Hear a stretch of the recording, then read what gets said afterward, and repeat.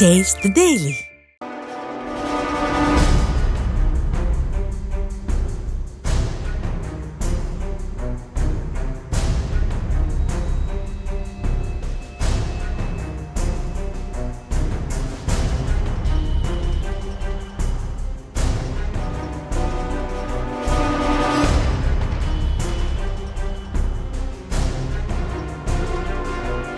அணை கடந்த வெள்ளம் அழுதாலும் வராது என்பார்கள்.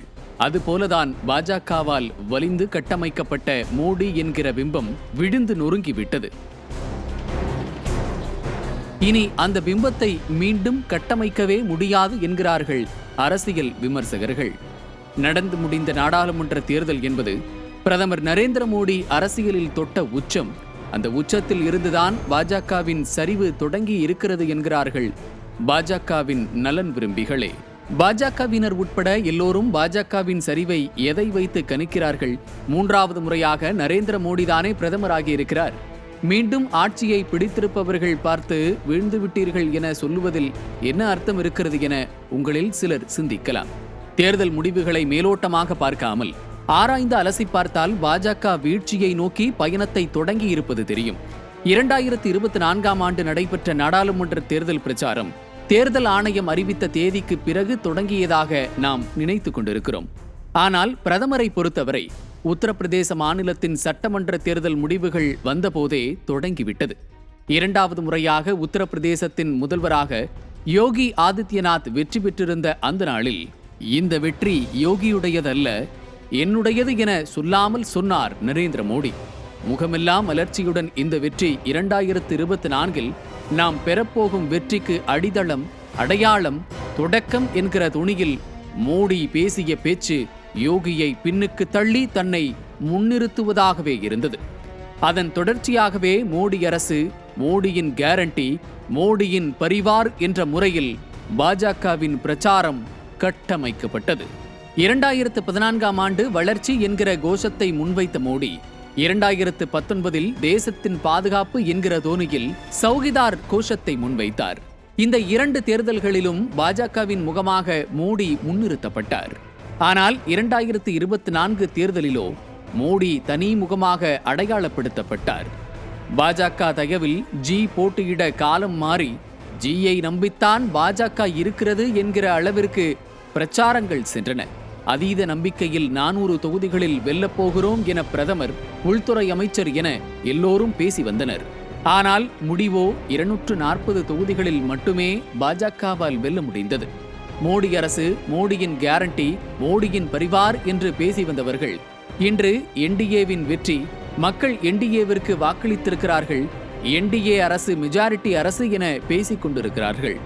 கடந்த 2 முறையும் மெஜாரிட்டியோடு பாஜக ஆட்சியில் இருந்த காலம் மாறி இன்று மைனாரிட்டி அரசு அமையும் சூழலில் தலைக்கு வந்தது தலைப்பாகையோடு போன கதையாக கூட்டணி அரசு அமைந்து பாஜக தப்பிவிட்டது. பிரதமர் நரேந்திர மோடி மீண்டும் பிரதமராகிவிட்டார். ஆனாலும் பாஜகவினரால் கொண்டாட முடியவில்லை.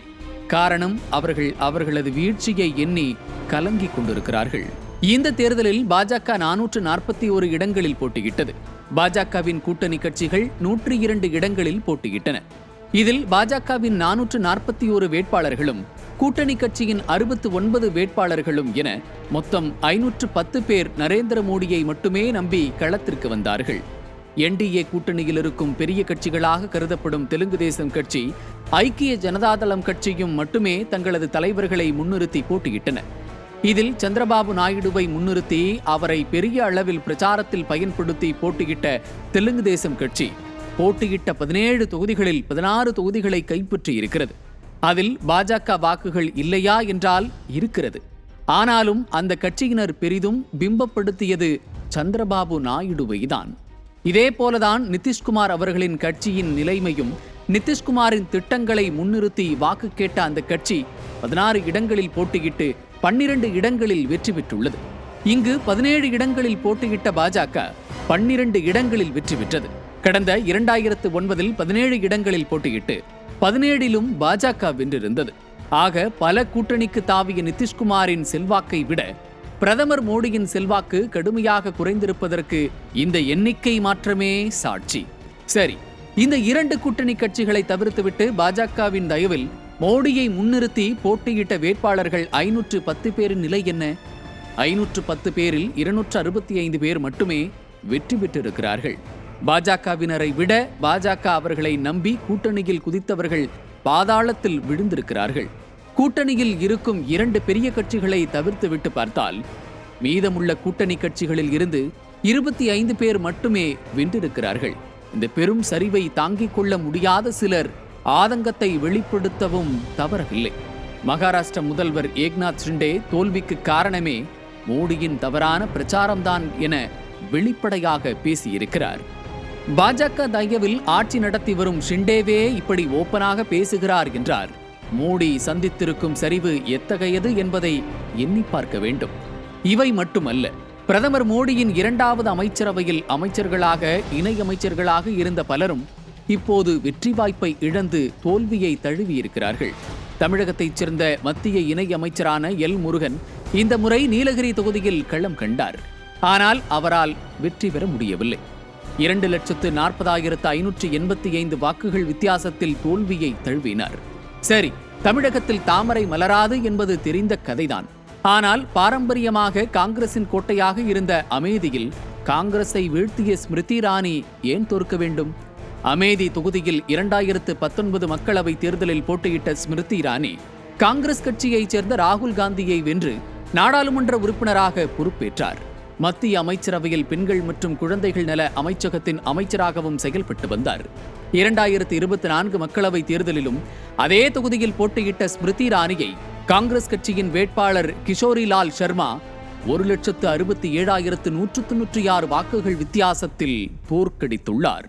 மத்திய அமைச்சரவையில் மின்னணு மற்றும் தகவல் தொழில்நுட்ப இணை அமைச்சராக பொறுப்பு வகித்த ராஜீவ் சந்திரசேகர் இந்த முறை காங்கிரசின் பிரபலமான தலைவர் சசி தரூரை எதிர்த்து கேரளாவில் உள்ள திருவனந்தபுரம் தொகுதியில் களமிறங்கினார். ஆனால் 16,077 வாக்குகள் வித்தியாசத்தில் ராஜீவ் சந்திரசேகர் தோல்வியை தழுவினார். ஜார்க்கண்ட் மாநிலத்தின் முன்னாள் முதல்வரும் மத்திய பழங்குடியினர் விவகாரத்துறை அமைச்சராக இருந்தவருமான அர்ஜுன் முண்டாவும் இந்த முறை தோல்வியை தழுவியுள்ளார்.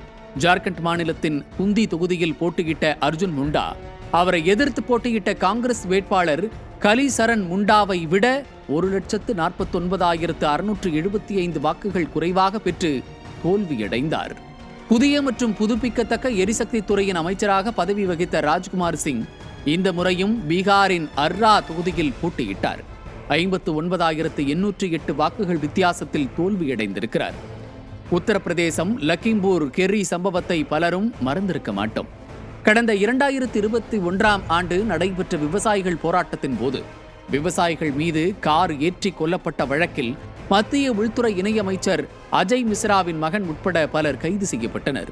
கெர்ரி தொகுதியில் போட்டியிட்ட அஜய்குமார் மிஸ்ரா சமாஜ்வாதி கட்சி வேட்பாளர் உத்கர்ஷ் வர்மாவிடம் 34,329 வாக்குகள் வித்தியாசத்தில் தோல்வியை தழுவினார்.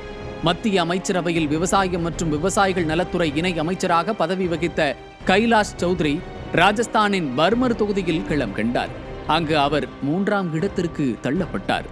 உத்தரப்பிரதேசத்தின் ஃபதேபூர் தொகுதியில் போட்டியிட்ட பாஜக மத்திய அமைச்சராக இருந்த சாத்வி நிரஞ்சன் ஜோதி 33,199 வாக்குகள் வித்தியாசத்தில் தோல்வியை தழுவினார். மத்திய மீன்வளம், கால்நடை பராமரிப்பு மற்றும் பால்வளத்துறை அமைச்சராக இருந்த சஞ்சீவ் பால்யன் 2019 மக்களவை தேர்தலில் போட்டியிட்டு வென்ற அதே முசாஃபர் நகர் தொகுதியிலேயே இந்த முறையும் போட்டியிட்டார்.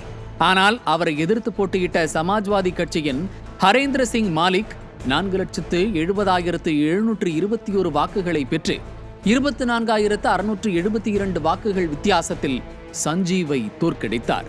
மகாராஷ்டிராவில் உள்ள ஜல்னா தொகுதியில் ரயில்வே துறை இணை அமைச்சரான ராவ் சாஹேப் தன்வே காங்கிரசின் கல்யாண் வைஜ்நாத் ராவ் காலேவிடம் தோல்வியடைந்தார். கேரளாவின் அட்டிங்கல் தொகுதியில் போட்டியிட்ட வி முரளிதரன் 3ஆம் இடம் பெற்று தோல்வியை தழுவியுள்ளார். இப்படி பட்டியல் நீண்டு கொண்டே செல்கிறது. இந்த அமைச்சர்களும் இணை அமைச்சர்களும் நட்சத்திர வேட்பாளர்களும் தோல்வியை தழுவுகிறார்கள் என்று சொன்னால் பிரதமர் மோடியின் செல்வாக்கு சரிந்திருக்கிறது என்பதுதானே உண்மை.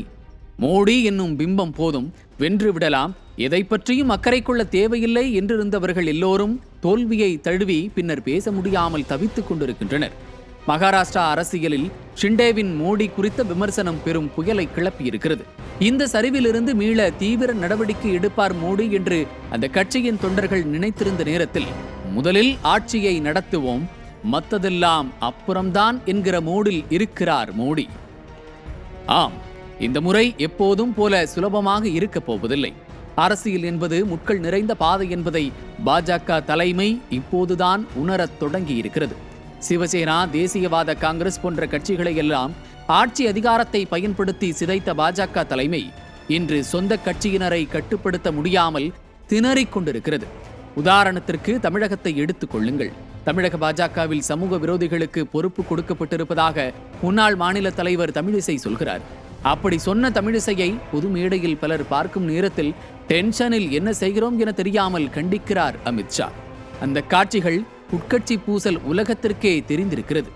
உட்கட்சி சண்டையை சமாளித்து கூட்டணி கட்சிகளிடம் இழந்த மரியாதையை மீட்டு மக்களிடம் இழந்த செல்வாக்கை மீட்டெடுப்பதற்குள் அடுத்த தேர்தல் வந்து மீண்டும் பெரும் சரிவை பாஜக சந்தித்தாலும் ஆச்சரியப்படுவதற்கில்லை. அரசியல் என்பது சக்கரம். மேலே செல்பவர் கீழே வருவார், கீழே தவிப்பவர் மேலே செல்வார் என்பதை 2024 தேர்தல் முடிவு உணர்த்தி இருக்கிறது. முன்பே சொன்னதைப் போல அணையை விட்டு வெளியேறி சென்ற வெள்ளம் அழுதாலும் மீண்டும் வராது. பாஜக தனது ஆணவ போக்கால் இழந்த செல்வாக்கை இனி மீட்டெடுக்கவே முடியாது என்கிறார்கள் அரசியல் நோக்கர்கள்.